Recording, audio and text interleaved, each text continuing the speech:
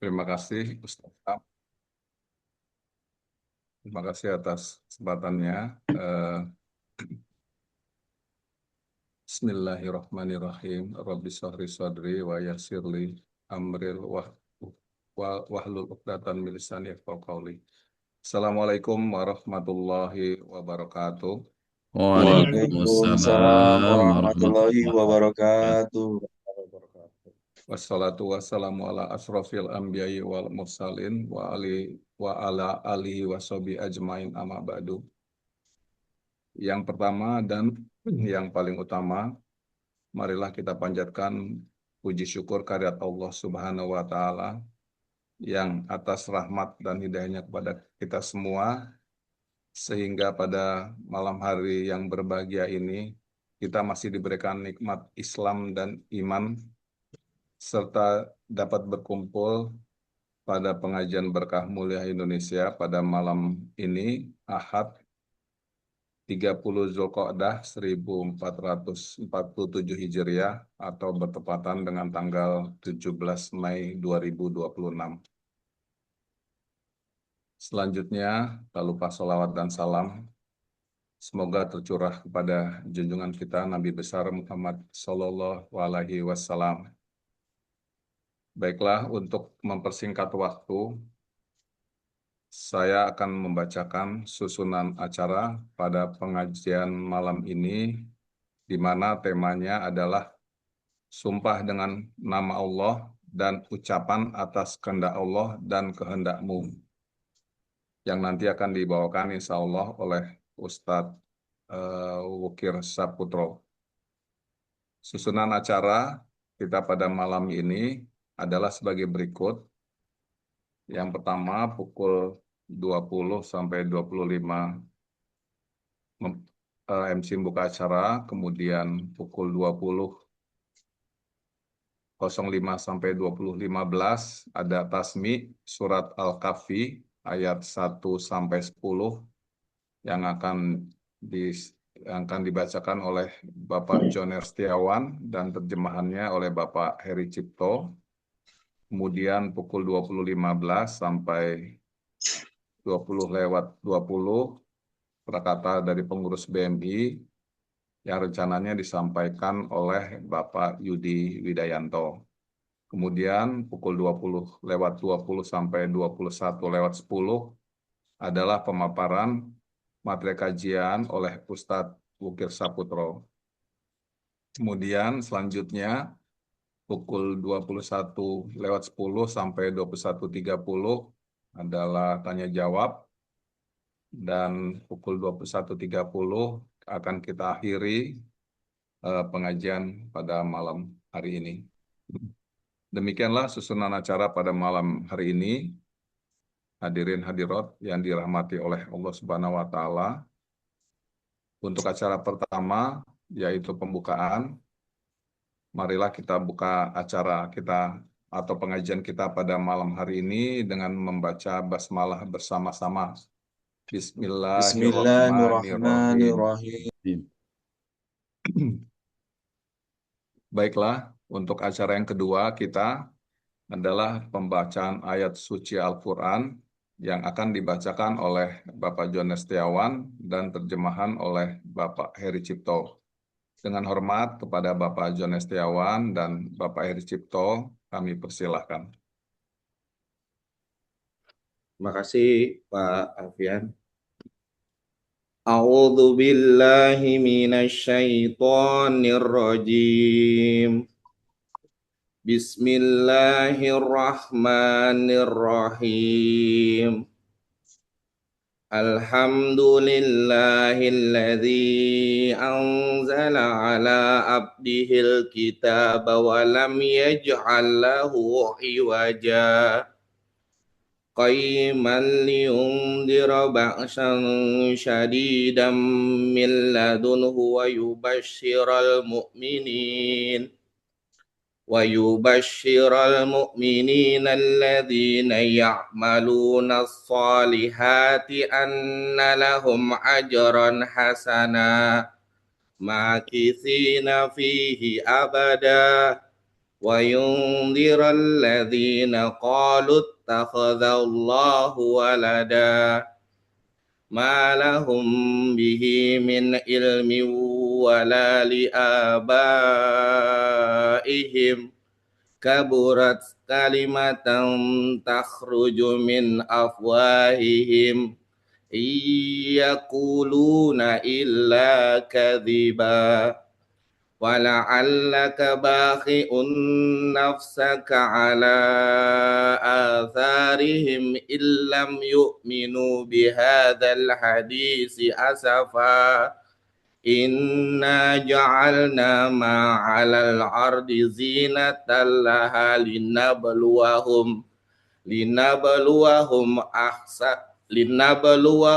أيهم أحسن عملا وإنا لجاعلون ما عليها صعيدا جرزا أم حسبت أن أصحاب الكهف والرقيم كانوا من آياتنا عجبا إذ أوى الفتية إلى الكهف فقالوا ربنا آتنا من لدنك رحمة فقالوا ربنا آتنا من لدنك رحمة وهيئ لنا من أمرنا رشدا صدق الله العظيم.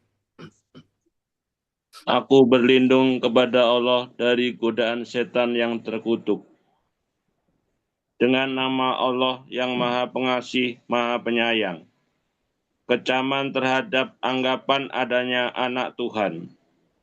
Segala puji bagi Allah yang telah menurunkan kitab Al-Quran kepada hambanya dan Dia tidak menjadikannya bengkok sebagai bimbingan yang lurus untuk memperingatkan akan siksa yang sangat pedih dari sisinya dan memberikan kabar gembira kepada orang-orang mukmin yang mengerjakan kebajikan bahwa mereka akan mendapatkan balasan yang baik. Mereka kekal di dalamnya untuk selama-lamanya. Dan untuk memperingatkan kepada orang yang berkata, Allah mengambil seseorang anak. Mereka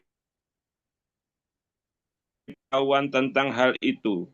Begitu pula nenek moyang mereka. Alangkah jeleknya kata-kata yang keluar dari mulut mereka.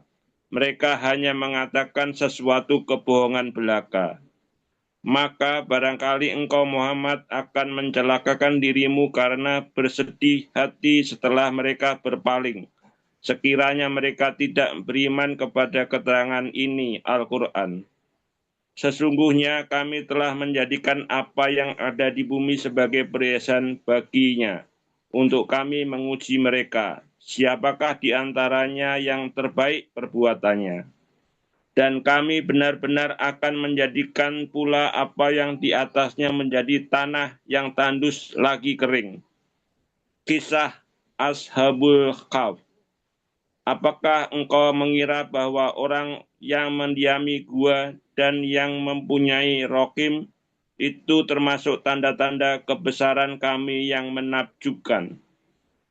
Ingatlah, ketika pemuda-pemuda itu berlindung ke dalam gua, lalu mereka berdoa, Ya Tuhan kami, berikanlah rahmat kepada kami dari sisimu, dan sempurnakanlah petunjuk yang lurus bagi kami dalam urusan kami. Maha benar Allah dengan segala firman-Nya. Jazakallah khairan pada Bapak Joner dan Bapak Eri Cipto. Demikianlah pembacaan ayat suci Al-Quran surat Al-Kahfi ayat 1-10. Semoga dilimpahkan rahmat dan hidayah serta amal baik bagi yang membaca dan juga kita yang mendengarkannya. Amin. Amin. Selanjutnya acara akan kita lanjutkan yaitu sambutan dari pengurus Berkah Mulia Indonesia yang dalam hal ini akan disampaikan oleh Pak Yudi Widayanto. Kepada Pak Yudi Widayanto kami persilakan, tafadhol.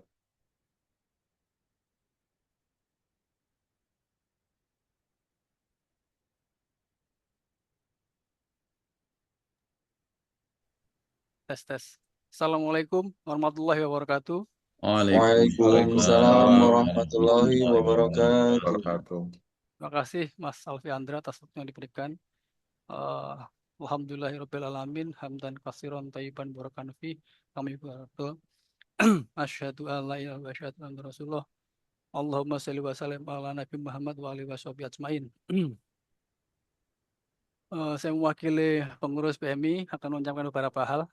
Pertama, alhamdulillah untuk kita bersyukur ya sampai hari ini proses belajar mengajar di PMI masih berlangsung.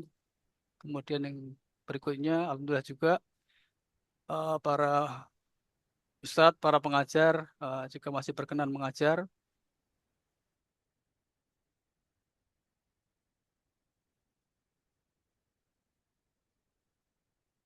Suaranya hilang, Mbak.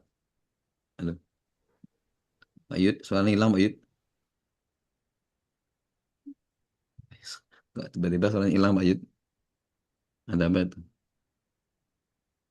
Pak Yudi. Oh, itu di mute. Oke.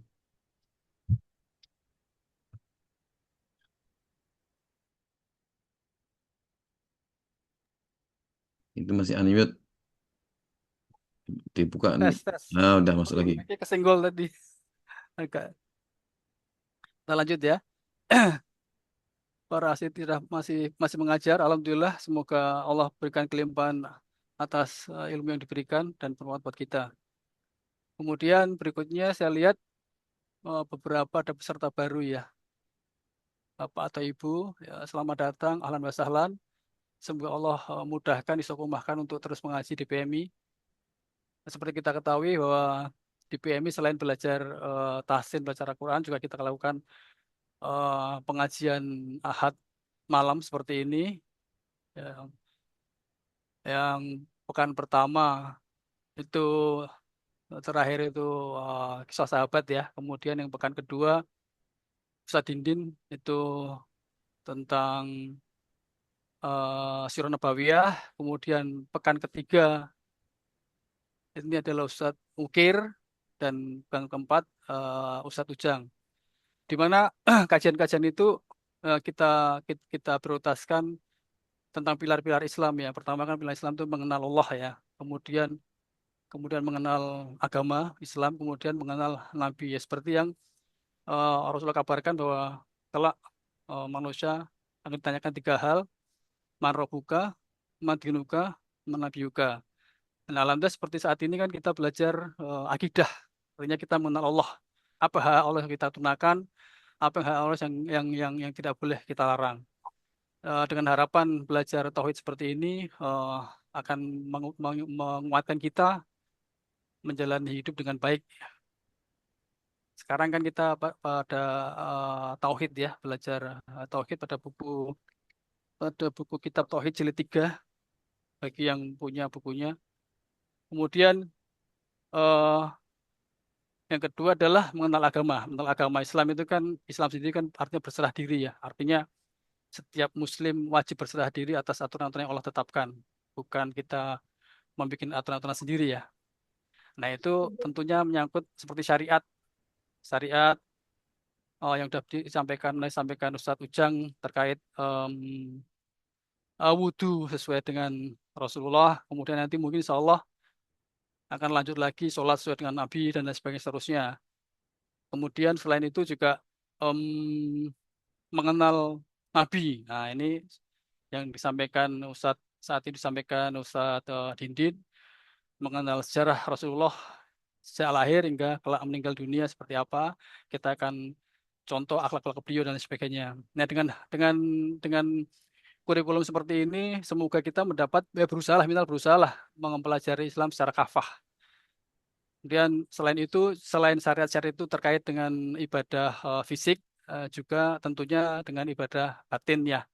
Nah itu saat ini diampu oleh Ustadz Ujang. Pelajarannya adalah tasyahun nufus, artinya amal-amalan batin seperti jujur, kemudian amanah, ikhlas, takwa, tawakal dan sebagainya. Sabar. Nah, semoga harapan kita dengan kita belajar syariah secara fisik, kemudian batin itu menjadi kita paripurna.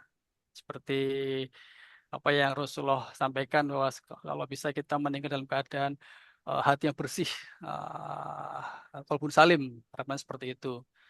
Dengan belajar seperti itu, tauhid udah bagus. Insya Allah ini kan pondasi ya, Rasulullah sendiri kan 13 tahun beliau mengajarkan tauhid, kuatin akidahnya baru akhlak dan lain sebagainya.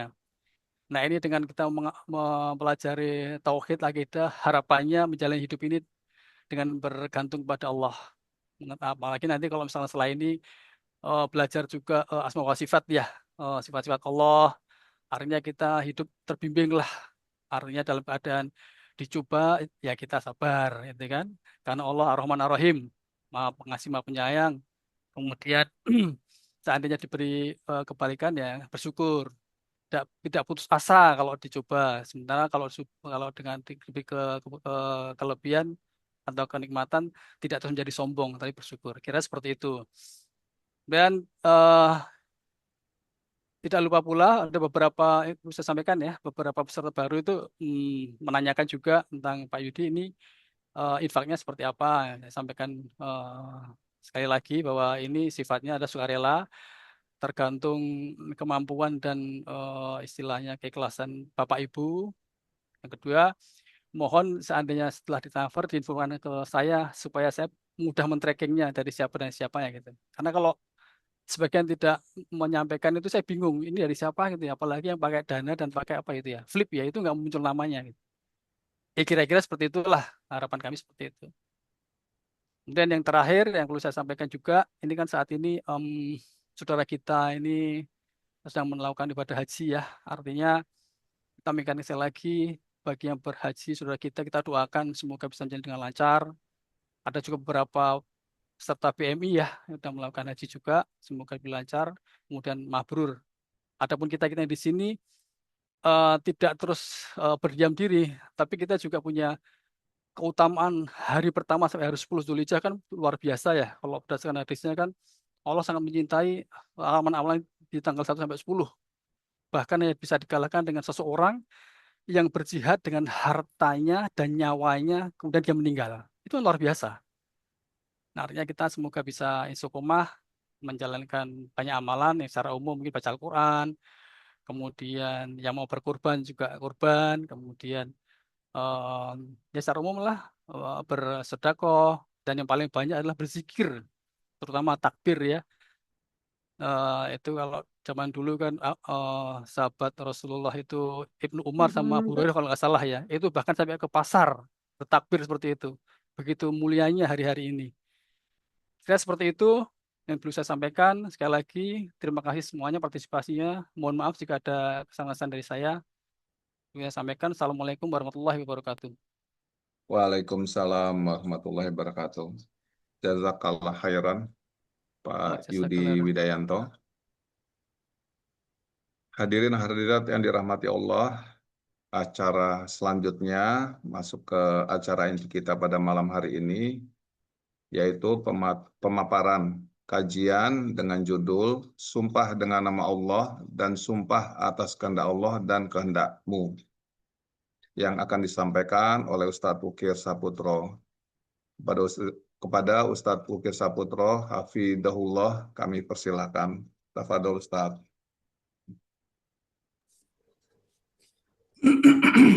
Baik, bismillahirrahmanirrahim.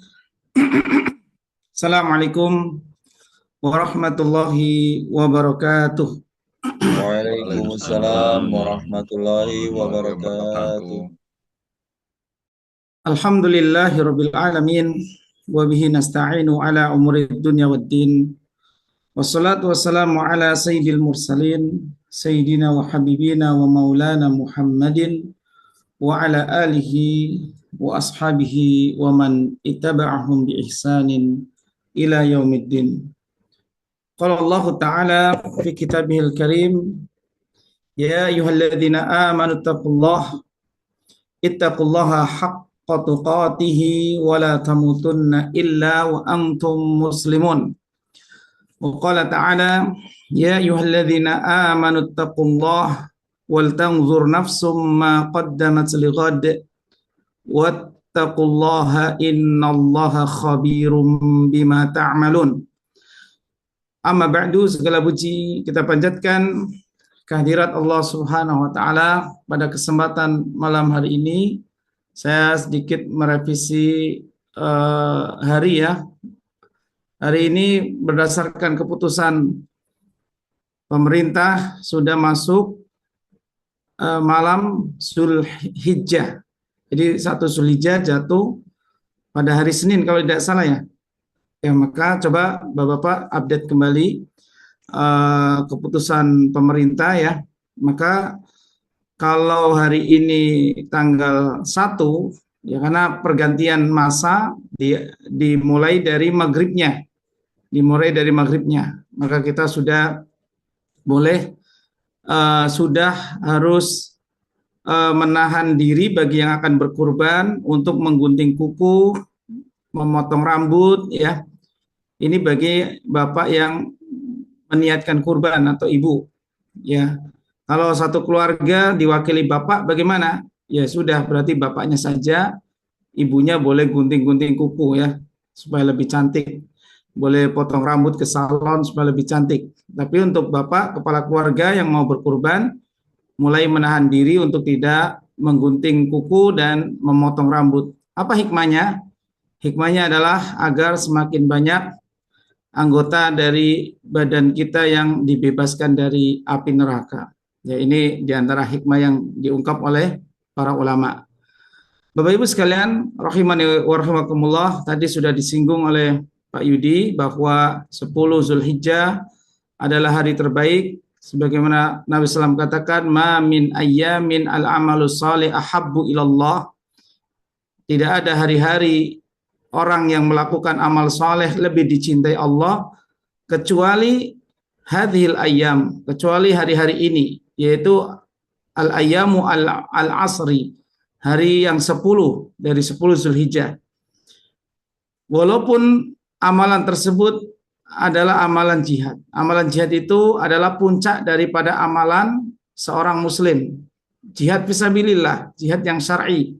Tidak ada yang bisa menandinginya kecuali orang yang ketika mujahid berangkat ke medan perang, ke medan fisabilillah, maka kita masuk ke dalam masjid. Ya, kemudian kita puasa pada siang hari dan sholat pada malam harinya sampai mujahid itu pulang. Ini amal yang bisa menandingi amalan jihad fisabilillah. Akan tapi keutamaan 10 Zulhijjah ini membawa kita kepada optimisme atau tafaul ya, optimisme dan roja, harapan kepada Allah Subhanahu wa taala bahwa kita akan mendapatkan pahala yang begitu besar berdasarkan janji Allah dan Rasulnya. Ma min ayyamin al-amalu shalih ahabbu ilallah illa min hadhihi al-ayyam al-usr. Walaupun dengan amalan jihad, kecuali jihad yang dia berangkat ke medan fisabilillah dengan seluruh hartanya, dan dengan jiwanya dan tidak kembali sama sekali. Illa rajulan kharaja bi nafsihi wa malihi falam yarji bidzalika min syai'. Rahul Bukhari. Maka dalam Fathul Bari Imam Ibnu Hajar mengatakan begitu mulia hari ini. Kenapa? Karena Allah Ta'ala menyebutkan kemuliaan 10 Zulhijjah ini disebabkan karena segala pokok amal solih ada di dalam 10 hari ini. Pokok amal solih artinya rukun Islam. Segala amalan rukun Islam ada di dalam 10 Zulhijjah. Ya, di sana ada ibadah haji. Ya, ada wukuf 9 Zulhijjah. Ada tawaf ifadah di 10 Zulhijjah. Maka ini yang menyebabkan kemuliaan 10 hari ini. Maka banyak bertakbir. Allahu Akbar, Allahu Akbar, Allahu Akbar. La ilaha illallah, wallahu akbar. Allahu Akbar walillahil hamd. Ini bisa dimulai dari malam ini. Ya, sampai nanti hari tasyrik. Ini kalau pembagian waktunya 1 sampai 9, ini namanya takbir mutlak. Boleh diucapkan kapan saja oleh Bapak Ibu sekalian. Boleh dengan lafaz takbir yang tadi riwayat Imam Ibnu Abbas, dan boleh dengan lafaz riwayat Imam Ibnu Umar, Allahu Akbar 2 kali, la ilaha illallah, wallahu akbar walillahil hamd, karena tidak ada lafaz takbir yang diriwayatkan langsung secara definitif dari baginda Rasul Shallallahu Alaihi Wasallam. Anda memisah-misah pun boleh, Allahu Akbar, la ilaha illallah, alhamdulillah, boleh dengan kalimat-kalimat tersebut. Nah, jadi semoga Allah Ta'ala memberikan kita taufik untuk banyak bertakbir, banyak berzikir di 10 hari Zulhijjah ini yang merupakan hari sangat istimewa. Saking istimewanya dulu Pak, Bu, Nabi Musa alaihissalam memperoleh kitab Taurat di hari yang 10 ini. Nabi Musa, Allah Ta'ala katakan dalam surat Al-A'raf ayat 142, wa wa'adna Musa 40 lailatan wa atmamnaha bi'ashar, dan kami janjikan kepada Nabi Musa 30 malam dan kami sempurnakan dengan 10 malam. Maka Imam Al-Baghawi dan Imam As-Samarqandi dan berbagai a'immah yang lain menafsirkan bahwa Nabi Musa dipanggil ke Gunung Tur di ayat tersebut, wa wa'adna Musa salasina lailatan, 30 malam, yaitu 30 malam Zulhijjah. Ya. Loh Ustaz, ini berarti kalau ini sudah 1 Zulhijjah, malam Zulhijjahnya berarti nggak jadi 30, Ustaz, 29. Ya nggak apa-apa. Ya, karena bulan-bulan Hijriah itu bisa jadi 29, bisa jadi 30. Kan tapi Allah Ta'ala menyebutkan salasina lailatan, karena memang bulan Hijriah bisa 29, bisa 30. Tidak mungkin 28 atau 31 sebagaimana tahun Kabisat atau kalender Masehi, ya. Maka para ulama mengatakan, As-Samarqandi mengatakan 30 malam, 30 hari, yaitu bulan Zulqa'dah. Adapun wa atmamnaha bi asrin, kami sempurnakan dengan 10 hari lagi, yaitu hari-hari 10 Zulhijjah. Al-asru min Zulhijjah.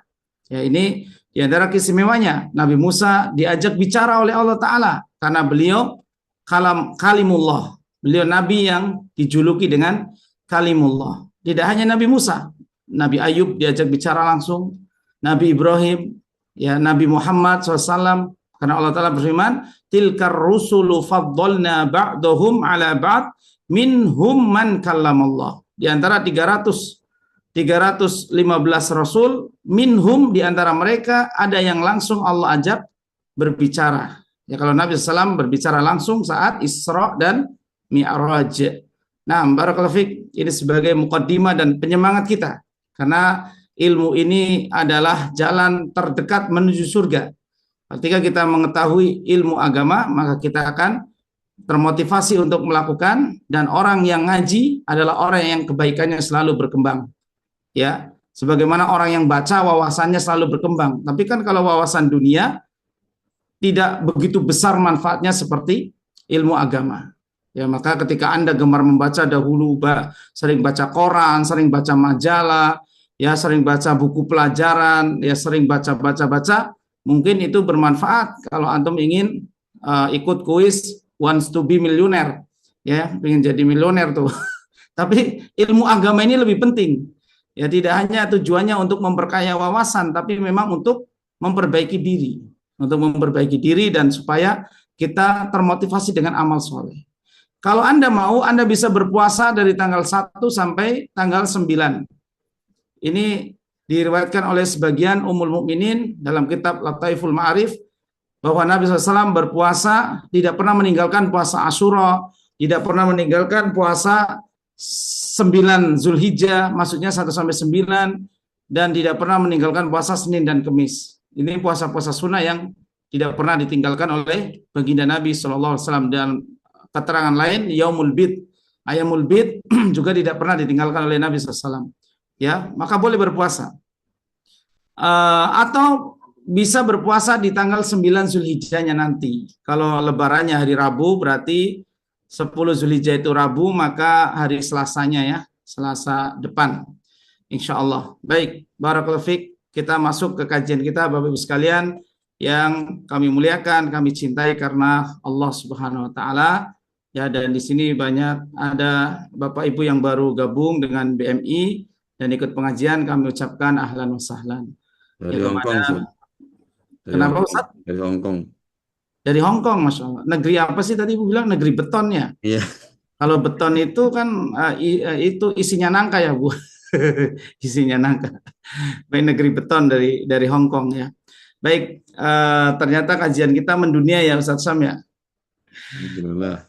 Kita lanjutkan kajian kita dengan tema man ja'a fi man lam yaqna bil halfi billah. Siapa yang tidak qanaah, siapa yang tidak puas dengan orang yang bersumpah dengan nama Allah, ya. Orang yang tidak puas terhadap sumpah dengan nama Allah. Apa maksud daripada judul dari bab kajian kita kali ini?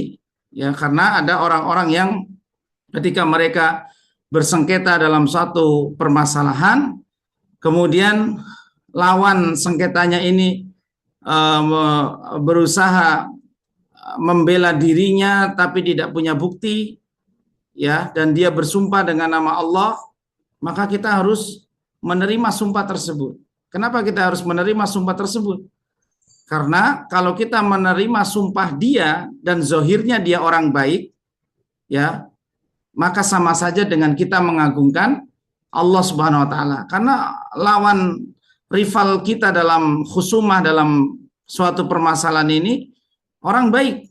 Terus dia bersumpah demi Allah saya tidak melakukan hal ini. Maka kita harus percaya dengan sumpah ini, ya. Bukan berarti kita percaya dengan perbuatannya secara mutlak, karena boleh jadi dia melakukan sumpah ghamus juga nanti. Sumpah ghamus itu yamin al-ghamus. Yamin ghamus itu dia bersumpah dengan nama Allah, tapi tujuannya untuk supaya terhindar dari permasalahan. Ya, ini namanya yamin ghamus dan itu nanti hukumnya dosa besar. Kalau itu kita serahkan urusannya kepada Allah. Namun dalam perkara akidah ini kita diajarkan untuk menerima sumpah dengan nama Allah karena pengagungan kita kepada Allah Subhanahu wa taala. Ya, adapun nanti orang itu sudah bersumpah dengan nama Allah tapi kok padahal dia tetap mencuri. Ya, padahal dia tetap mencuri misalkan. Itu urusan dia dengan Allah taala. Ini yang disebut dengan yamin al-ghamus, nanti kita jelaskan. Ya. Baik, maka di sini sebagai mukaddimah saya akan bacakan keterangan bab ini dengan hubungannya dengan bab yang sebelumnya. Bab yang sebelumnya kita telah membahas tentang masalah, ya, yang di bab yang ke-41. Masalah tentang fala taj'alu lillahi andadan. Jangan kamu jadikan sekutu bagi Allah. Ya. Maka hubungannya di sini berkata Syekh Muhammad Ibn Shalih Al-Utsaimin rahimahullah, annal iqtina bil halfi billahi min ta'zimillah. Bahwasanya iqtina atau merasa puas atau menerima qanaah dengan terhadap sumpah dengan nama Allah merupakan perkara min ta'zimillah, merupakan perkara dari perkara pengagungan terhadap Allah. Jadi kalau kita menerima sumpah orang yang bersumpah dengan nama Allah, maka kita termasuk orang-orang yang mengagungkan Allah Subhanahu wa taala. Li'annal halifa akkada ma halafa alaihi bi ta'zimi bil yamini wa huwa ta'zim mahluf bihi. Karena orang yang bersumpah itu ya dia telah akkada memastikan, ya, memastikan ma halafa alaihi atas sumpah yang dia keluarkan tersebut dengan mengagungkan at-ta'zim al-mahluf bihi, mengagungkan zat yang kita bersumpah dengannya, yaitu Allah Ta'ala, ya. Karena dia sudah mengagungkan Allah, demi Allah dia mengagungkan Allah, karena nggak boleh bersumpah dengan selain Allah. Karena lawan rival kita mengatakan demi Allah, nah dia sedang mengagungkan Allah, karena dia tahu tidak boleh bersumpah kecuali dengan nama Allah. Begitu Bapak Ibu. Jelas sampai poin di sini terlebih dahulu, ya. Mudah-mudahan jelas ya. Kemudian karena dia telah mengagungkan Allah, maka kita pun harus mengagungkan Allah. Jangan kita jadi orang yang nyolot. Orang nyolot itu, apa sih kamu sumpah-sumpah demi nama Allah, demi Allah, udah kamu ngaku aja. Nggak usah sumpah-sumpah dengan nama Allah. Jangan bawa-bawa nama Allah. Nah, jadi ini namanya kita jadi orang yang ngeyel. Ya, maka ternyata agama menyuruh kita untuk pelan-pelan, untuk memiliki sifat rifku, sifat lembut. Ya, innallaha yuhibbur rifqa fi kulli amrihi, fil amri kullihi. Sesungguhnya Allah Ta'ala mencintai kelembutan dalam setiap perkara. Ini sabda Nabi Shallallahu Alaihi Wasallam. Ya, fayakunu min ta'zimil mahlufi bihi an yusaddiqa dzalikal halif. Maka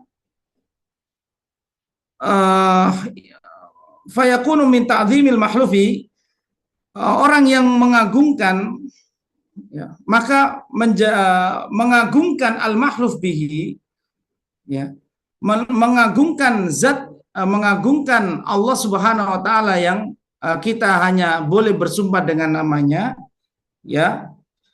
An yusaddiqa dzalikal halif, hendaklah kita membenarkan orang yang bersumpah dengan nama Allah tersebut. Ya, kalau kita ingin dikatakan sebagai orang yang mengagungkan Allah, maka kita harus membenarkan orang yang bersumpah tersebut. Ya, jadi nanti Ustaz bukannya dia ada kemungkinan berdosa, Ustaz. Iya, itu bab perkara lain. Nanti kita sebutkan pula tentang hadis Nabi Isa alaihissalam pernah melihat orang yang mencuri, namun ketika Nabi Isa menginterogasi, kamu mencuri ya? Maka dia mengatakan, demi Allah ya, wallahi alladzi la ilaha illa huwa ma syariktu. Demi Allah yang tidak ada ilah yang berhak disembah kecuali Dia, aku tidak mencuri. Maka Nabi Musa mengatakan, amantu billah, aku beriman kepada Allah, wa kadzabtu nafsi, dan aku mendustakan diriku. Ada dalam riwayat lain, wa kadzabtu ainayya, dan aku mendustakan, aku beriman kepada Allah. Artinya Nabi Isa orang yang sangat mengagungkan Allah Ta'ala, karena beliau seorang nabi pasti sangat mengagungkan Allah Ta'ala, karena mereka orang yang paling a'raf, orang yang paling mengenal Allah Ta'ala. Sehingga ketika Nabi Isa melihat seorang pencuri di pasar, kemudian Nabi Isa menginterogasinya, kemudian pencuri itu ternyata bersumpah, wallahi alladzi la ilaha illa huwa ma syariktu, demi Allah yang tidak ada ilah Tuhan yang berhak disembah kecuali Dia, aku tidak mencuri. Maka Nabi Isa segera mengatakan, amantu billah, kalau begitu aku beriman kepada Allah dan aku mendustakan penglihatanku. Kadzabtu ainayya, ai kadzabtu nafsi, aku mendustakan diriku, aku mendustakan kedua penglihatanku. Apa artinya? Kata para ulama mensyarah hadis ini bahwa Nabi Isa memberikan uzur kepada pencuri, bukan yang belum tentu memang dia mencuri, boleh jadi dia mengambil barang, ya, sudah izin pemiliknya, ya peristiwanya peristiwa mengambil tanpa ada pemilik, tapi boleh jadi mungkin dia sudah diberi izin, ya, atau mungkin dia sudah ya diberi dia salah satu dari keluarga orang yang punya barang misalkan, maka ini ihtimal kemungkinan yang terjadi dalam kisah ini. Ya, baik. Jadi ini bab yang kita akan bahas pada malam ini. Wa ala hadza yakunu adamil iqtina bil halfi billah fihi syai'un min naqsi ta'zimillah. Oleh karenanya tidak mengagungkan atau tidak menerima orang yang bersumpah dengan nama Allah merupakan satu perkara naksin, ya, naksin aja kekurangan pengagungan kita kepada Allah Ta'ala, ya. Apalagi di masyarakat kita ya, kalau sudah main hakim sendiri ya, sudah main emosi, main amarah, akhirnya main hakim sendiri, ya, menghakimi pencuri, misalkan kamu mencuri ya, tidak saja mencuri, dia marah ya dan sebagainya, dia main hakim sendiri. Apalagi pencurinya misalkan bilang, demi Allah ya saya baru sekali ini mencuri, maka yang lain mungkin tidak percaya dan sebagainya. Nanti ada provokator. Ini rusaknya masyarakat kita karena mereka tidak ngaji. Kata Imam Ibnu Qayyim, suatu lingkungan kalau ada ilmu di dalamnya, lingkungan itu akan baik. Tapi satu lingkungan yang tidak ada ilmu di dalamnya, artinya tidak ada orang yang berdakwah, tidak ada nasihat, tidak ada seruan, tidak ada motivasi, tidak ada teguran, tidak ada larangan, tidak ada peraturan, norma-norma, nilai-nilai, maka lingkungan itu akan rusak. Coba lihat kehidupan sekarang. Tidak ada yang menasihati pemuda-pemuda. Pemuda-pemuda hobinya ngafe saja. Di kafe, main-main musik, nge-vape, merokok, pacaran, ya, pergaulan bebas. Kenapa? Karena orang tua tidak mampu menasihati anak-anak remaja mereka. Dan setan-setan dari bangsa manusia memfasilitasi mereka dengan disediakan tempat-tempat untuk kumpul-kumpul mereka. Ya, maka lingkungan kalau tidak ada nahi mungkar, amar ma'ruf atau nahi munkar, amar ma'ruf dan nahi munkar, lingkungan itu akan rusak. Makanya sangat miris sekali ya, sekarang yang gemar ngaji orang-orang yang sudah sepuh, walaupun yang ngajar masih muda.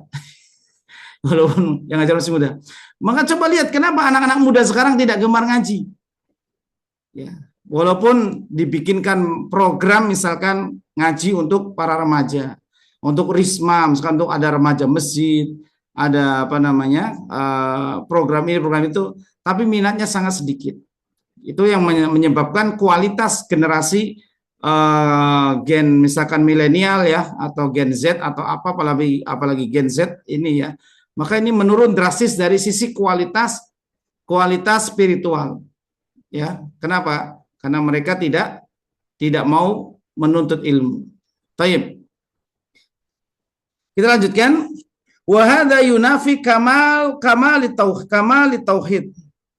Wa hadza yunafi kamal tauhidi. Dan perkara ini tentu menunjukkan bahwa kesempurnaan tauhid ya bagi orang yang mempercayai sumpah dengan nama Allah tadi, wal iqtina'u bil halfi billah, tentang orang yang qanaah atau orang yang menerima terhadap sumpah dengan nama Allah Ta'ala. Baik, kita baca matan ini, matan di kitab Tauhid ya, apa yang ditulis oleh Syekh Muhammad ibn Abdul Wahhab rahimahullah ta'ala. Di sini disebutkan an Ibni Umar anna Rasulullah sallallahu alaihi wasallam qala la tahlifu bi abaikum man hulifa lahu billah falyusaddiq wa man hulifa lahu billah falyardha wa man lam yardha falaysa minallah. Baik, kita akan telaah hadis ini ya. Yang pertama, la tahlifu bi abaikum. Janganlah kalian bersumpah dengan nama nenek moyang, karena hal ini sudah menjadi kebiasaan bangsa Arab. Bangsa Arab dahulu mereka saking mengagungkan nenek moyang mereka sampai menyebut-nyebut nama nenek moyang ke dalam sumpah-sumpah mereka. Nama nenek moyang, nama kabilah, nama suku ya. Itu dijadikan sumpah oleh mereka ya saat Al-Qur'an turun, ya saat Nabi SAW diutus di tengah-tengah mereka. Makanya Islam membersihkan noda-noda kesyirikan. Ya, bersumpah dengan nama Allah merupakan perkara kesyirikan. Karena kita tidak boleh bersumpah kecuali dengan nama Allah. Kalau ada orang mengatakan demi Rasulullah, ini perkara kesyirikan. Loh, masa demi Rasulullah syirik, Ustaz? Bukankah kita mengagungkan Rasulullah, Ustaz? Ustaz jangan sekate-kate deh. Banyak kok Ustaz ulama yang bersumpah demi Allah, demi Rasulullah. Tunggu dulu. Ya, maka hadis yang mengatakan tentang bersumpah hanya dengan nama Allah sangat banyak. Adapun seorang tokoh, dai, gus, ataupun habib, atau siapa, atau kiai, atau ajengan, atau tuan guru, ya itu bukan patokan kebenaran. Ya, kalau mau bersumpah jangan demi Rasulullah, karena Aisyah pun bersumpah demi Tuhannya Muhammad, demi Tuhannya engkau. Ya, jadi kalau mau bersumpah demi Tuhannya Rasulullah boleh, ya demi Tuhannya Rasulullah boleh. Kalau demi Rasulullah berarti kita menyamakan Rasulullah dengan Allah sang pencipta alam semesta. Kita nggak ada maksud, nggak ada maksud juga akan kena hukum. Apakah orang yang nabrak nggak ada maksud nabrak kemudian lolos dari konsekuensi? Kita jalan naik motor nabrak anak kecil, nggak sengaja. Oh, saya nggak ada niat nabrak. Saya nggak ada niat nabrak. Ya, tapi tetap konsekuensi berjalan, kita harus mengganti biaya obatnya, kita minta maaf kepada misalkan keluarganya atau kita damai, ya bagaimana kita membicarakan tersebut, maka konsekuensi. Ucapan itu mengandung konsekuensi. Ya. Kalau nggak ada maksud, kenapa orang-orang Quraisy tidak mengatakan la ilaha illallah saja, selesai sudah. Kenapa? Karena orang Quraisy, orang musyrik Quraisy tahu konsekuensi dari sebuah ucapan. Orang-orang Quraisy memahami betul konsekuensi dari sebuah ucapan. Ucapan itu ada konsekuensinya. Makanya inti kehidupan kita itu ya konsekuensi dan bertanggung jawab atas apa yang kita ucapkan dan apa yang kita perbuat nanti di depan Allah saat hari hisab, ya, di hari hisab nanti. Maka segala sesuatu ada konsekuensinya, ya. Makanya demi Rasulullah itu bukan sumpah yang dibenarkan dalam Islam, walaupun niatnya untuk mengagungkan Allah Ta'ala. Ada kok dukun-dukun yang mereka melakukan amalan zikir la ilaha illallah, la ilaha illallah, la ilaha illallah, la ilaha illallah 1000 kali misalkan, itu zikirnya bagus, tapi niatnya memanggil jin. Niatnya memanggil jin, memasukkan jin ke dalam dirinya agar dia menjadi kuat, menjadi kebal, menjadi apa, itu tidak dibenarkan. Ya. Baik. Jadi dikatakan di sini la tahlifu bi abaikum. Jangan bersumpah dengan nama kakek moyang kalian, nama orang tua kalian untuk mengagungkan mereka. Man khalifalahu billah falyusaddiq. Ya. Barang siapa yang bersumpah atau siapa yang bersumpah dengan nama Allah, hendaklah dia jujur. Nah, ini juga pelajaran buat kita. Kalau kita sudah bersumpah dengan nama Allah, maka kita harus jujur. Sebagaimana di masyarakat kita, kalau ada orang yang mengatakan insya Allah, ini kayaknya sepertinya alasan untuk mundur, untuk mengelabuhi, ya, mengelabui janji. Padahal kalau kita sudah mengatakan insya Allah, ya sudah, kita wajib hadir kecuali ada uzur. Kita sudah bilang insya Allah besok saya datang, ternyata hujan petir, hujan badai, ya sudah, itu uzur. Kita sudah bilang insya Allah besok wajib datang, ya, kecuali memang keluarganya ada musibah, ya. Baik, maka kalimat insya Allah ini wajib ditunaikan. Nah, demikian pula dengan sumpah. Kalau kita sudah mengatakan demi Allah, maka kita harus bersumpah dengan kebenaran dan dengan sesuatu yang benar. Ya. Baik. Adapun kalimat yang awal tadi, kembali sedikit, la tahlifu bi abaikum, jangan bersumpah dengan nama kakek moyang kalian. Oh, yang dilarang kan nama kakek moyang doang, Ustaz. Berarti nama yang lain boleh dong, demi bumi pertiwi misalkan. Nggak boleh juga. Ya, kalau mau bersumpah demi Rob yang mencipta bumi pertiwi, demi Ka'bah, oh nggak boleh juga, demi Robnya Ka'bah. Makanya Allah Ta'ala katakan falya'budu Rabba hadzal bait. Hendaklah kalian menyembah Rabba hadzal bait. Jadi kita tidak menyembah Ka'bah, tidak. Sebagaimana persangkaan orang-orang Nasrani yang kolot dan ngeyel-ngeyel, kata itu orang Muslim nyembah batu hitam, kotak hitam, ya. Yang dimaksud adalah Ka'bah. Bukan. Allah Ta'ala mengatakan falya'budu Rabba hadzal bait. Hendaklah dia menyembah, hendaklah kalian menyembah Rabb, ya, yang menciptakan, yang memiliki al-bait, yang memiliki Ka'bah ini. 6. Ya, baik. Jadi kita harus jujur ketika bersumpah dengan nama Allah. Ya, harus jujur ketika bersumpah dengan nama Allah. Kalau tidak jujur demi Allah, tapi sebenarnya dia tidak jujur, cuma ingin memenangkan perkara saja, maka apa hukumnya? Hukumnya dosa besar. Sebagaimana sabda Nabi SAW, beliau mengatakan al-kabair, diantara klasifikasi pengelompokan dosa besar adalah al-isyraku billah, yaitu dosa besar yang paling besar adalah kesyirikan. Wa uququl walidain, dan dosa besar kedua setelah syirik adalah durhaka kepada orang tua. Ya. Dalam ayat disebutkan wa qadha rabbuka alla ta'budu illa iyyah wa bil walidaini ihsana. Allah telah menetapkan alla ta'budu, jangan kalian menyembah illa iyyahu, kecuali kepadanya saja. Nggak boleh kita menyembah kecuali kepada Allah. Tidak boleh kita berdoa kecuali kepada Allah. Jangan berdoa sama kuburan. Berdoa sama kuburan Habib.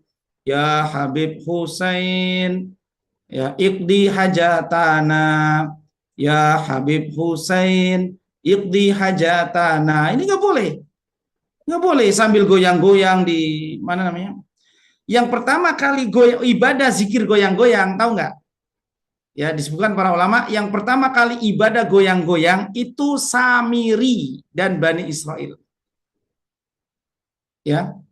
Jadi yang model ibadahnya goyang-goyang, joget-joget, kanan kiri, depan belakang, itu Samiri saat beribadah di sekitar patung anak sapi.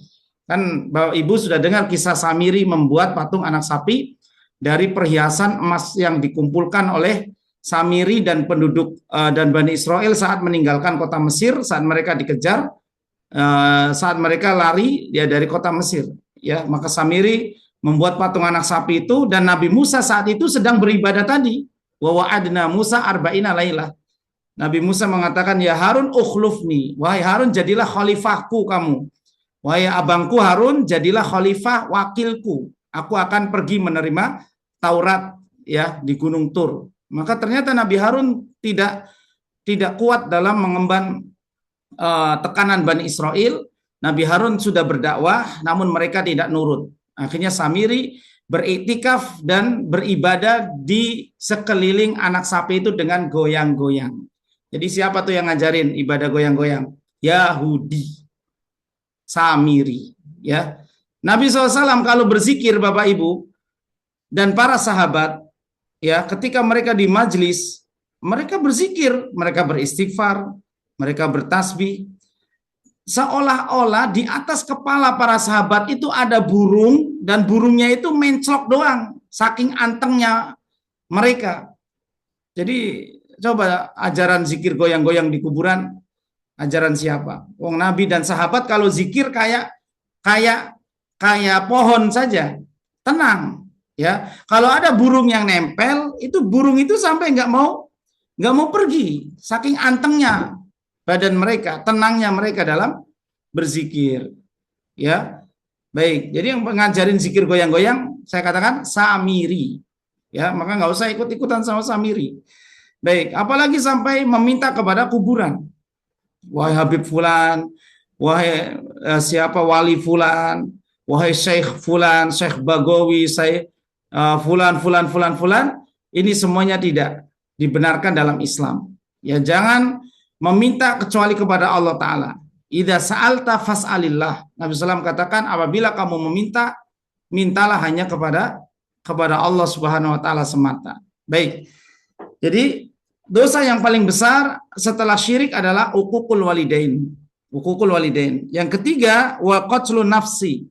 Dosa yang paling besar setelah durhaka kepada orang tua adalah membunuh, adalah pembunuhan. Ya. Kemudian yang keempat, wal yaminul ghamus, dan orang yang bersumpah dengan nama Allah tapi untuk menang dalam satu perkara. Nah, ini nggak boleh. Makanya di sini mengatakan, barang siapa yang bersumpah dengan nama Allah, adalah dia berkata jujur. Ya, man hulifa lahu billah falyusaddiqhu. Ya. Baik. Yang ketiga, pelajaran ketiga dari hadis ini adalah menerima tadi ya, menerima sumpah orang yang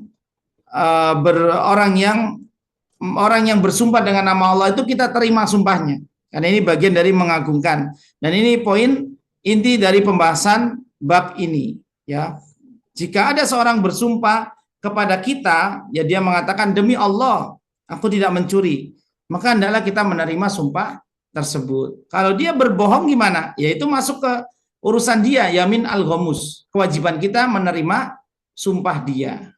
Ya, kewajiban kita menerima sumpah dia. Sebagaimana kalau ada orang bersumpah dengan selain nama Allah, demi Rasulullah, kita harus mengingkarinya dalam hati kita. Ya, karena nggak boleh itu bersumpah dengan nama Rasulullah.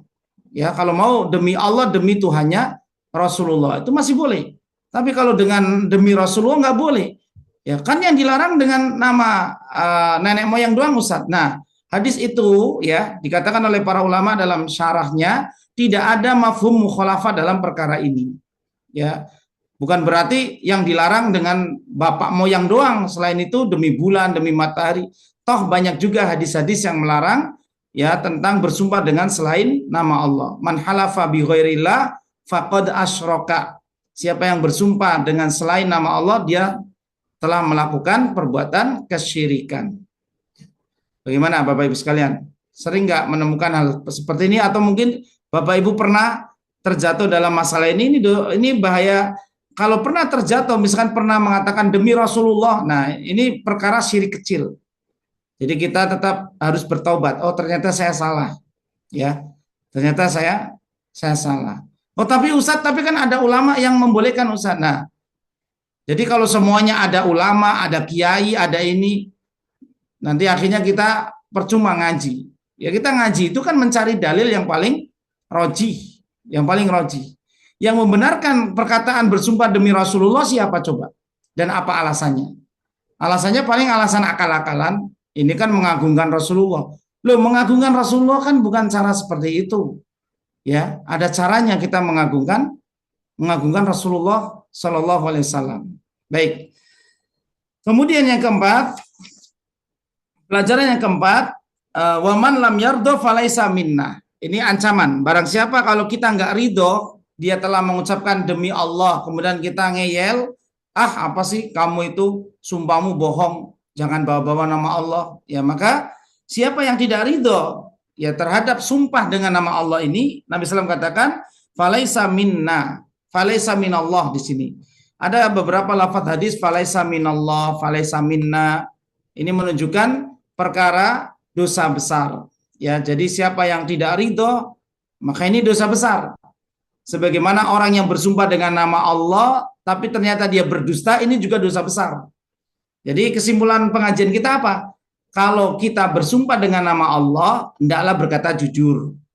Ya, karena ini kita mengagungkan Allah, maka pengagungan setelahnya ya kita berkata jujur. Masa kita mengagungkan Allah untuk melindungi diri kita?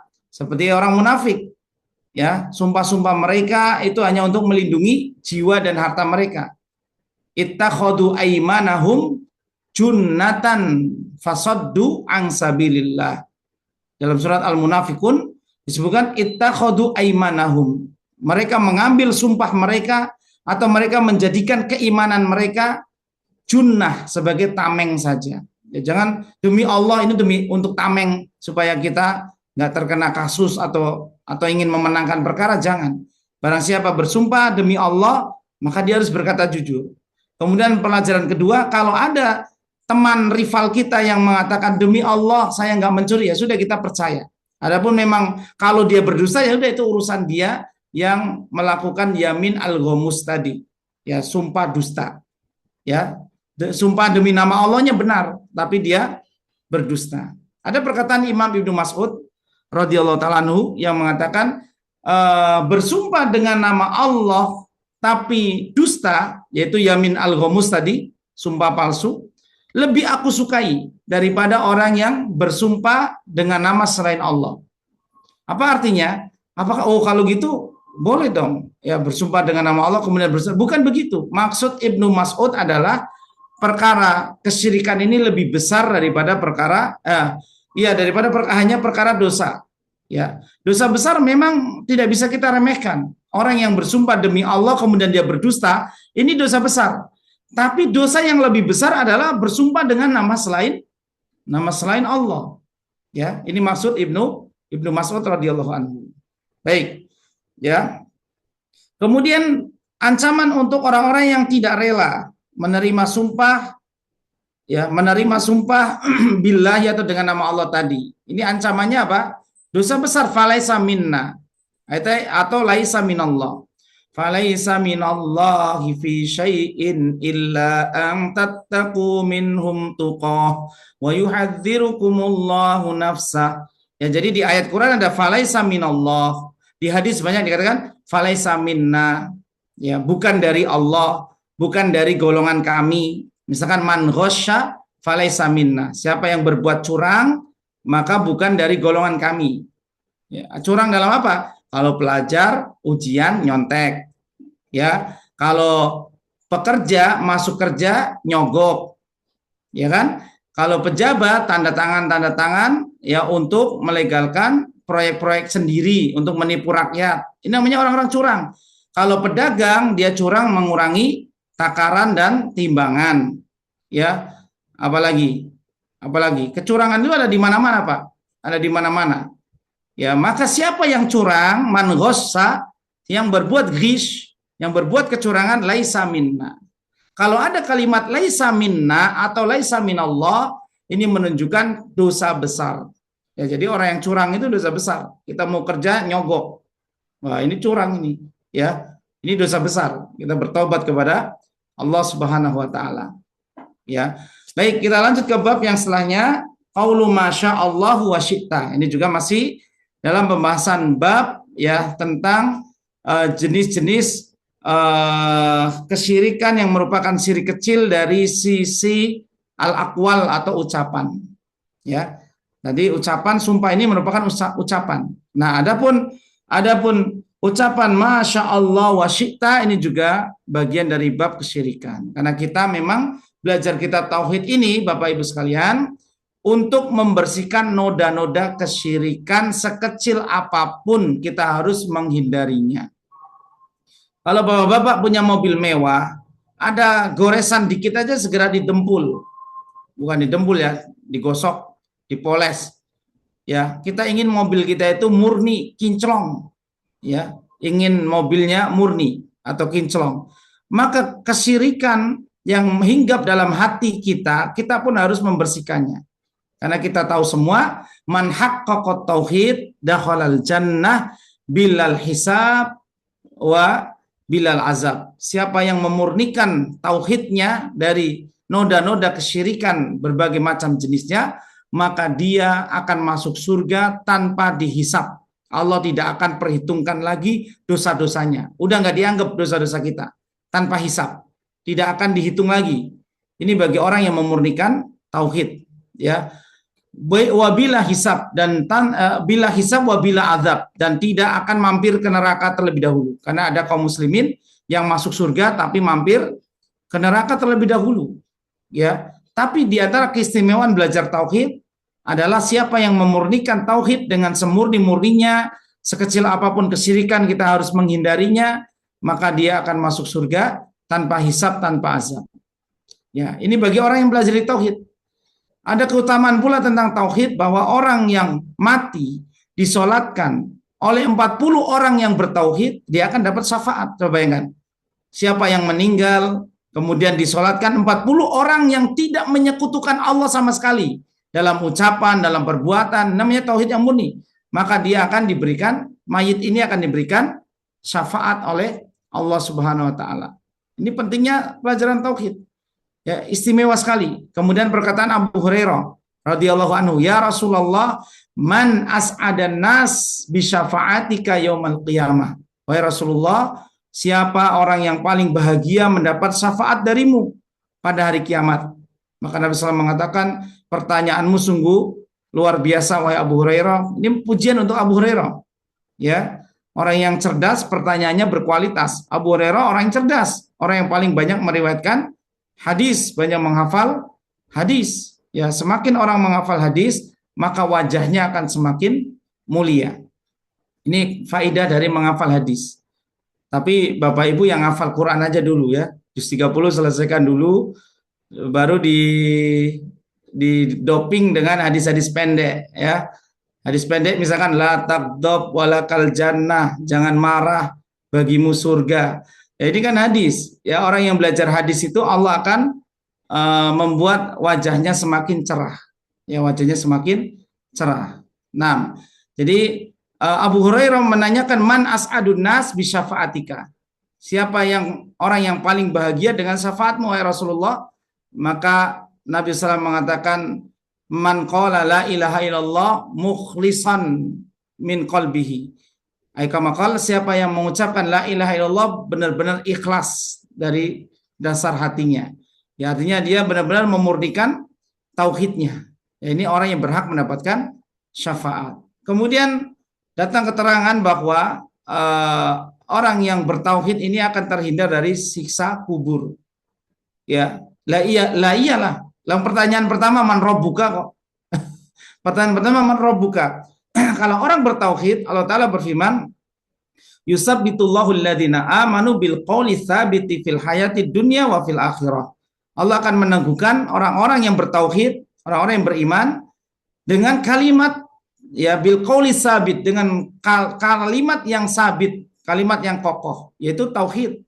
Ketika Munkar Nakir berkata man rabbuka, bukan kata Mama Gufron, askoli anak akola ini askoli ane kejar ente Munkar Nakir ya sududu apa ini nggak jelas ya Mama Gufron, masa Munkar Nakir dikejar.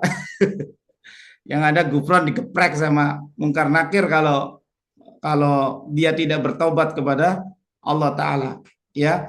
Maka Munkar Nakir ini malaikat yang tidak bisa diajak kompromi, makanya namanya Munkar dan Nakir. Apa artinya Munkar Nakir? Malaikat yang asing dan menyeramkan. Azraq aswad, mukanya biru kehitaman. Coba bayangkan Pak, ada orang mukanya biru kecu, orang dia bilang ya, biru kecu itu ya biru kehitam-hitaman gitu. Ya, ini mukanya Munkar Nakir. Kenapa orang gagal jawab pertanyaan? Ya, karena pengujinya killer. Jawabannya karena pengujinya killer, betul. Karena pengujinya killer sudah ketakutan duluan. Orang yang takut apalanya hilang semua.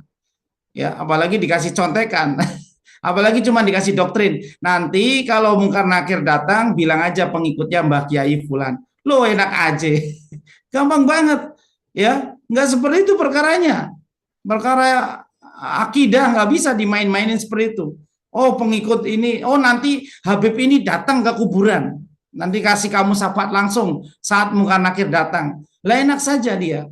Ya memang dia bisa sesuka hati ngatur alam semesta, bisa ngilang sana ngilang sini, datang ke kuburan sana kuburan sini. Dia sendiri kalau sudah di alam barzah, namanya barzah itu kan pembatas, dia nggak bisa kemana-mana.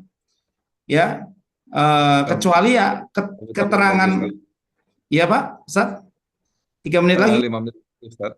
Baik. Jadi kecuali keterangan-keterangan yang datang dari hadis-hadis kubur tadi, misalkan ketika ada yang salam, kita bisa Allah mengembalikan ruh, kemudian kita bisa membalas salam. Nabi SAW membalas salam orang yang menyalaminya. Ya, assalamualaikum ya Rasulullah saat kita berjumpa ziarah ke makam Nabi. Ya.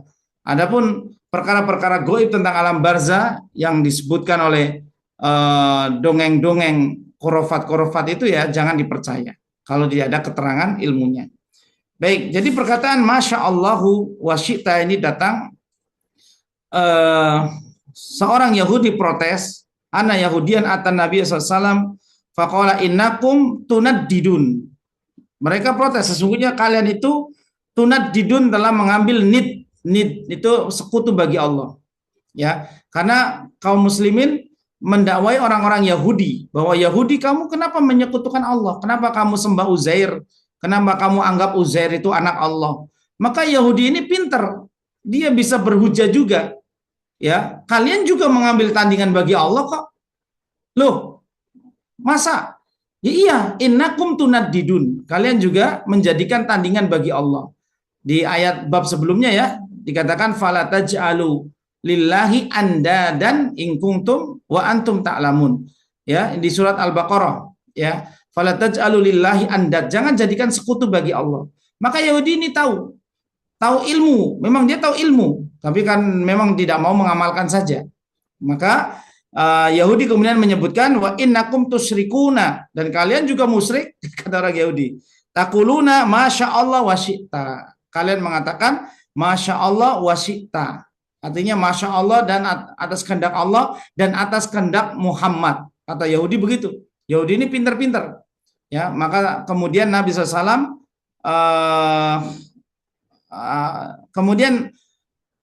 kemudian Yahudi mengatakan wataquluna wal Ka'bah. Kalian juga mengatakan demi Ka'bah. Itu juga perkara syirik, ya kata Yahudi. Fa'amarahum an-nabiy sallallahu alaihi wasallam idza aradu an yakhlifu an yaqulu wa rabbil Ka'bah. Maka Nabi SAW membenarkan pernyataan Yahudi itu, kemudian menyuruh para sahabat kalau mau bersumpah jangan bilang wal Ka'bati, demi Ka'bah, tapi wa rabbil Ka'bati, demi Tuhannya Ka'bah. Makanya kita juga nggak boleh bersumpah dengan nama Rasulullah. Jangan demi Rasulullah, tapi demi Tuhannya Rasulullah boleh. Ya, ini dalilnya. Wa anta wa yaqulu masya Allah summa syi'ta. Dan hendaklah kalian berkata masya Allah summa syi'ta. Jadi dibolehkan mengucapkan masya Allah atas kehendak Allah, kemudian atas kehendakmu, atas kehendak Anda. Itu boleh. Tapi ucapan ini Bapak Ibu tidak dianjurkan. Hukumnya hanya sekedar boleh saja. Misalkan kita berobat ke dokter, ya, kemudian dokter ngobatin kita, diagnosa penyakit kita, kemudian kita dikasih obat dan sembuh. Maka kita pergi lagi ke dokter dan bersyukur, mengucapkan terima kasih dan mengatakan atas kehendak Allah dan kehendakmu. Nah, ini salah. Tapi kita katakan atas kehendak Allah, kemudian atas wasilah perantara dokter saya sembuh. Nah, ini boleh. Ya. Tapi orang yang tauhidnya kuat, ya dia akan mengatakan masya Allahu wahdah. Atas kehendak Allah semata kita bisa sembuh. Dan kita memang sadar dokter, obat itu semuanya hanya wasilah. Ya kalau muamalah kita ingin berucap terima kasih kepada dokter boleh-boleh saja. Karena dia telah menolong kita. Man shana'a ilaikum ma'ruf fakafi'uhu. Siapa yang berbuat baik kepadamu maka kafi'uhu, balaslah dengan balasan yang setimpal. Ya kalau nggak bisa balas ucapkan terima kasih, ucapkan doa jazakallah dan seterusnya. Ya ini bab masya Allahu wa syi'ta. Jadi ada 3 pembagian ya. Yang disunahkan masya Allahu wahdah. Kita boleh mengucapkan demi atas kehendak Allah semata. Ini sunnah hukumnya. Ya. Adapun masya Allah summa syi'ta hukumnya boleh. Atas kehendak Allah kemudian atas perantara. Kenapa bedanya Ustadz? Yang dilarang adalah masya Allah wa syi'ta. Atas kehendak Allah dan kehendakmu. Karena ini memposisikan, mensederajatkan antara Allah dengan Rasulullah. Nggak boleh. Tapi perkataan summa artinya kemudian. Yang menunjukkan ya batas waktu yang panjang. Ya bukan mensejajarkan. Ya, maka konjungsi dan konjungsi kemudian ini berbeda fungsi. Ya, maka summa ini fungsinya lain dengan dan, maka masih boleh digunakan masya Allah summa syi'ta, atas kehendak Allah dan atas perantara kamu wahai Bapak supir, saya selamat dari kecelakaan ini. Ini boleh. Ya, tapi kalau Anda memuji Allah masya Allah wahda, ya ini semua atas kehendak Allah semata, saya bisa selamat. Ya, ini yang disunahkan. Ya, adapun menggunakan summa syi'ta masih dibolehkan. Yang diharamkan adalah mensejajarkan makhluk dengan Allah dengan mengucapkan masya Allahu wa syi'ta. Nah, barakallahu fiik, ini kajian kita pada malam hari ini Bapak Ibu sekalian. Kalau saya sih masih semangat Ustadz Syam. Cuman karena waktu nanti pada ngantuk ya akhirnya kan aduh kebanyakan. Ini insya Allah sudah mencakup dari 2 bab yang kita bahas. Bapak Ibu sekalian, silakan kita perjelas jika ada pertanyaan yang ingin ditanyakan. Ya, silakan Pak Alfiandra. Monggo. Iya. Jazakallahu khairan Ustadz Uge Saputra atas paparan materinya. Ada beberapa hal yang perlu digarisbawahi yang antara lain adalah bersumpah adalah dengan mengagungkan nama Allah dan membenarkan orang yang bersumpah ya Ustadz ya. Iya. Kemudian adalah kesempurnaan tauhid bagi orang yang percaya sumpah demi Allah. Kemudian harus jujur dalam mengucapkan sumpah. Apabila tidak jujur itu termasuk yamin al-ghamus, yaitu bersumpah tapi tetap melakukan kejahatannya. Mungkin itu yang sedikit catatan. Selanjutnya mungkin ada pertanyaan dari Bapak Ibu peserta kajian, karena dari obrolan ini kelihatannya tidak ada pertanyaan Ustadz. Bu Lestari ya, mungkin Bu Lestari ada dari Hongkong. Oh, silakan jika ada ya. Bu Lestari kalau mau menyampaikan secara langsung, tafadhol. Baik, sebelumnya Assalamualaikum warahmatullahi wabarakatuh. Waalaikumsalam. Salam. Selamat malam Ustadz, mohon izin bertanya terkait pembahasan mengenai adab beribadah tadi dan menjaga kemurnian tauhid saat kita menghadiri majelis zikir, misalkan tahlil la ilaha illallah, seringkali kita menjumpai adanya gerakan tubuh atau kepala yang bergoyang secara refleks. Di satu sisi ada kekhawatiran dari sebagian kita bahwa gerakan ini tadi bisa menyerupai ritual ibadah tanpa ilmu atau bahkan menyerupai cara ibadah kaum terdahulu seperti Yahudi yang tadi Ustadz bahas. Namun di sisi lain sebagian jamaah ada yang menganggap ekspresi dari puncak kekhusyukan mereka. Mohon penjelasannya Ustadz mengenai batasan fikih yang jelas sampai di mana batas gerakan refleks itu masih bisa ditoleransi dan titik mana gerakan bergoyang tersebut justru mulai merusak nilai pengagungan kepada Allah. Sebagai contoh ya, kasus nyata dalam sebuah pengajian ketika zikir tahlil dipercepat temponya oleh pemimpin zikir, separuh ruangan jamaah mulai mengayunkan badan ke kanan dan ke kiri secara kompak. Di posisi itu seperti di saya ya yang malam ini baru mulai mengetahui tentang pentingnya adab ketenangan atau sakinah dalam beribadah akan bingung. Dan bagaimana cara kita menyikapi perbedaan tersebut? Mohon bimbingannya dan pencerahannya Ustadz. Jazakumullah khairan. Wassalamualaikum warahmatullahi wabarakatuh. Waalaikumsalam warahmatullahi wabarakatuh. Nah, Ibu Lestari, barakallahu fiik atas pertanyaannya, dan ini memang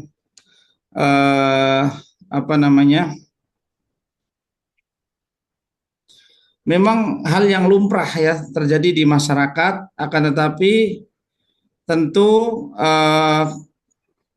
dalil banyaknya perbuatan yang dilakukan dalam sebuah atau di sebuah komunitas sosial masyarakat ini bukan menunjukkan, tidak langsung menunjukkan kebenaran ya. Jadi orang-orang yang berzikir dan mengatakan bahwa menggoyangkan kepala ke kanan dan ke kiri ini lebih khusyuk, ini dalilnya adalah hawa nafsu. Ya. Makanya ini disebut dengan subhat. Subhat itu membungkus kekeliruan seolah-olah itu kebenaran. Ya. Berzikir dengan menggoyangkan la ilaha illallah. Nah, ini hanya dilakukan orang-orang sufi yang mengekspresikan la ilaha itu kanan kiri, illallah begini ngangguk. Ini saya juga dulu melakoninya.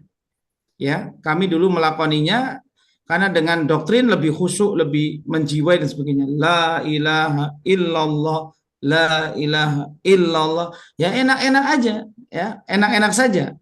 Ya. Jangankan enak, segala sesuatu kan pasti ada baik buruknya. Ya, sampai khomer ada baiknya, judi juga ada kebaikannya.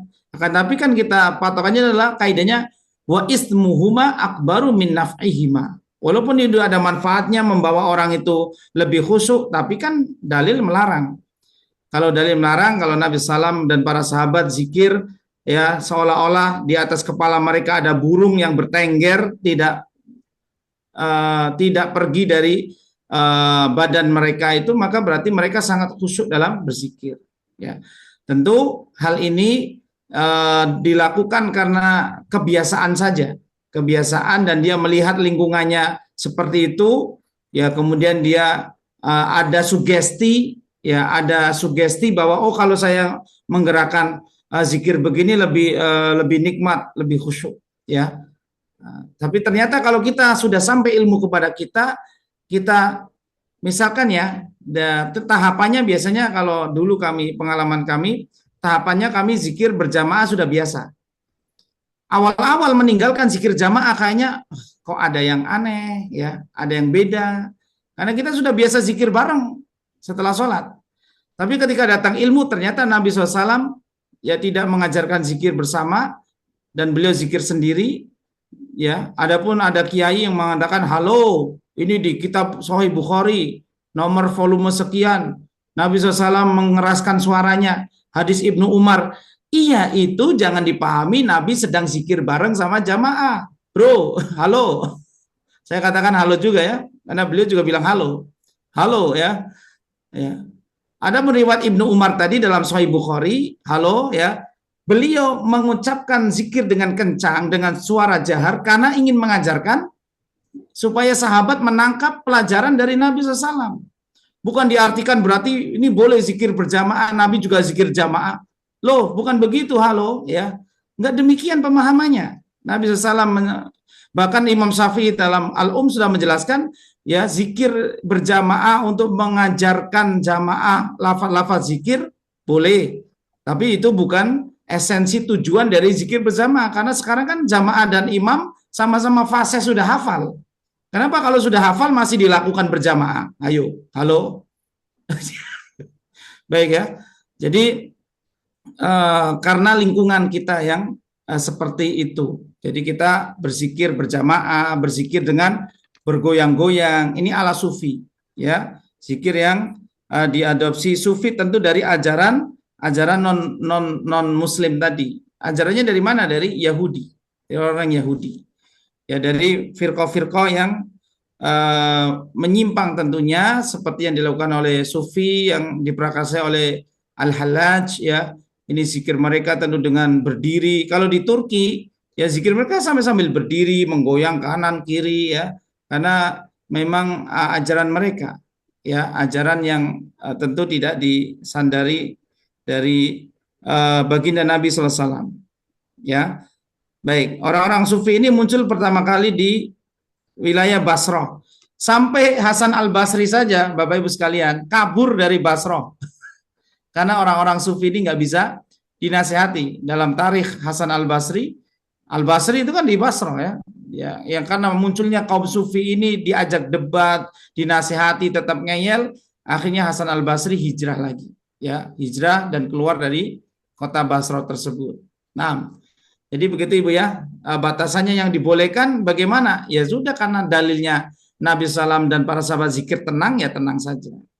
Ya, nah ini butuh waktu, butuh transformasi dari zikir goyang-goyang ke zikir tenang. Ya, itu lebih khusyuk kok, lebih khusyuk yang tenang. Ya, lebih khusyuk yang tenang. Lagian zikir goyang-goyang ini kan karena kebiasaan saja sebenarnya. Kalau kita tenang, khusyuk banyak yang khusyuk. Kemudian Ustadz, kalau tenang badannya kita ngantuk Ustadz. Itu karena memang kita belum melatih kekuatan spiritual mental kita aja, ya. Kalau misalkan ngantuk, pindah posisi, ya.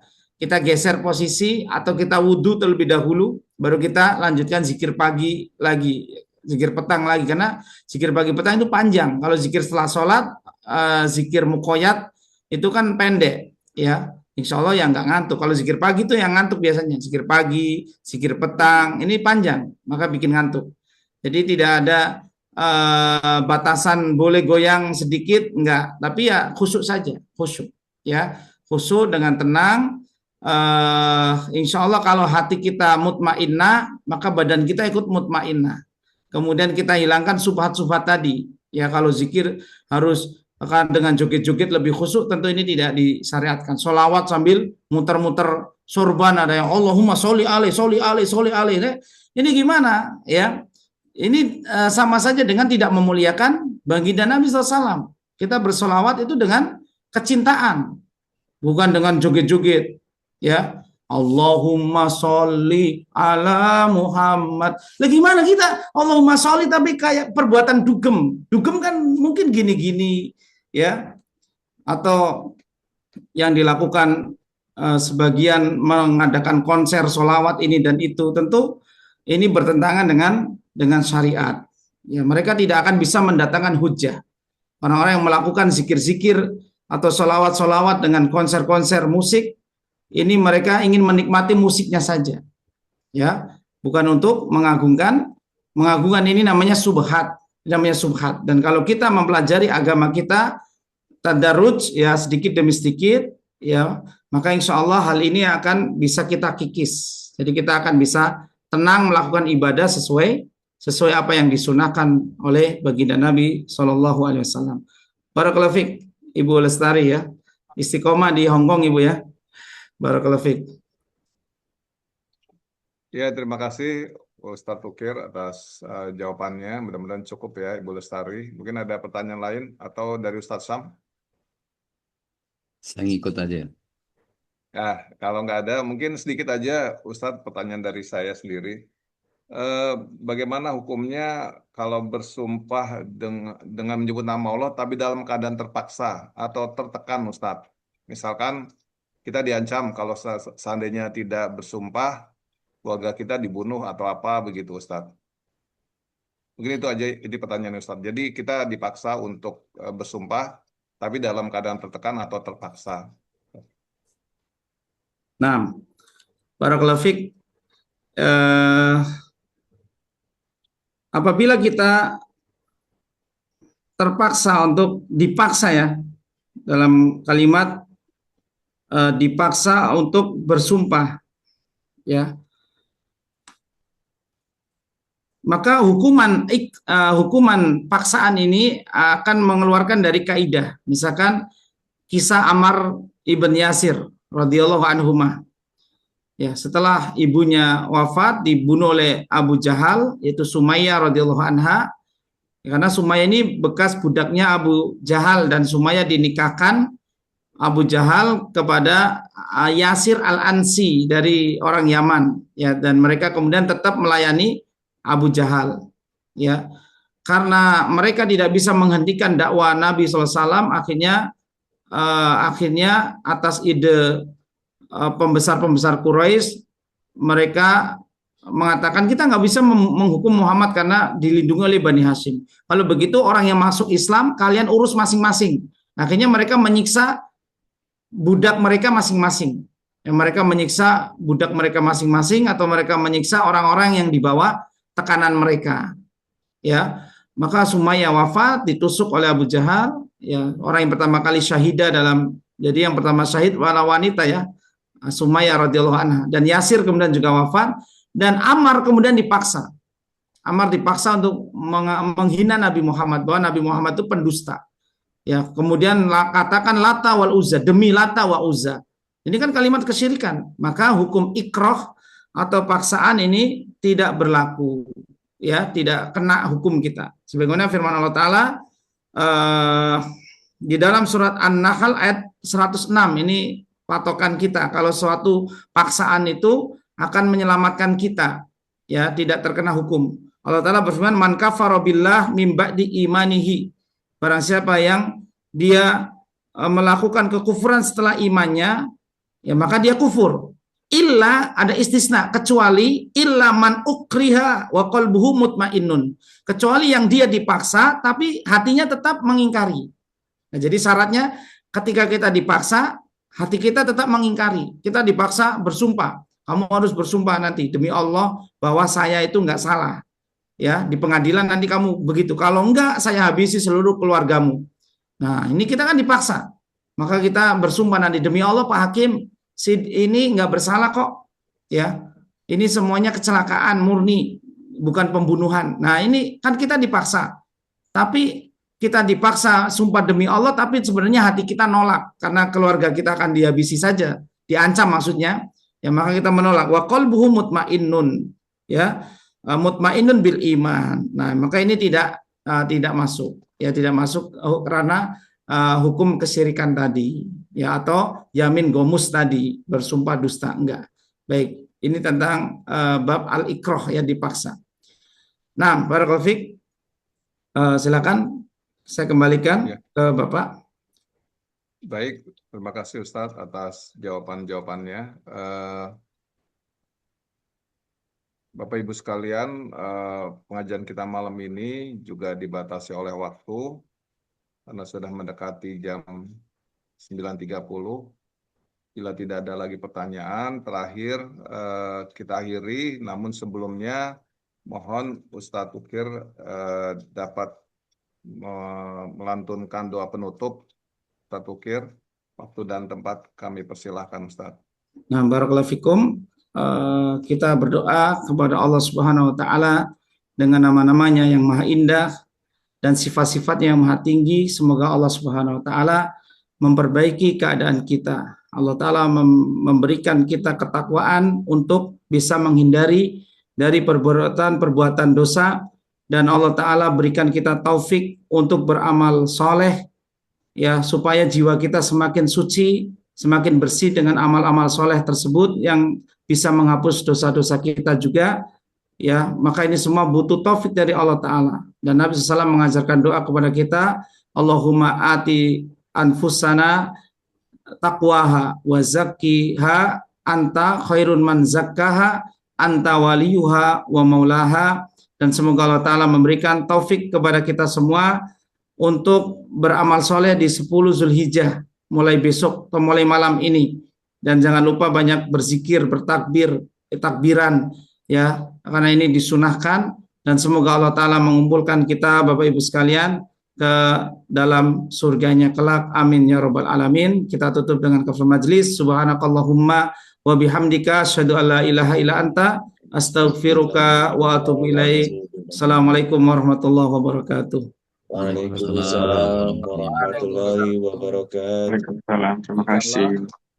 Ya, dengan berakhirnya doa penutup dari Ustadz Ukir tadi, maka berakhirlah acara pengajian kita pada malam hari ini. Saya selaku pembawa acara, mohon maaf yang sebesar-besarnya bila ada salah kata dalam membawakan acara ini. Untuk itu, marilah kita bersama-sama kembali membaca doa kafaratul majelis. Subhanakallahumma wa bihamdika asyhadu an la ilaha illa anta astaghfiruka wa atubu ilaik. Assalamualaikum warahmatullahi wabarakatuh. Waalaikumsalam warahmatullahi wabarakatuh. Matur nuwun Bapak Ibu, Pak MC kita, Pak Biandra. Sampai jumpa di pekan depan insyaallah. Kajian bersama Ustadz Ujang Supriyadi tentang Tazkiyatun Nufus. Matur nuwun. Matur nuwun Bapak Ibu dari Hong Kong. Matur nuwun Bapak Ibu semuanya. Sampai jumpa pekan depan. Kajian bersama Dr. Ujang Supriyadi. Mohon maaf lahir batin. Iya, matur nuwun Ibu. Iya, sami-sami.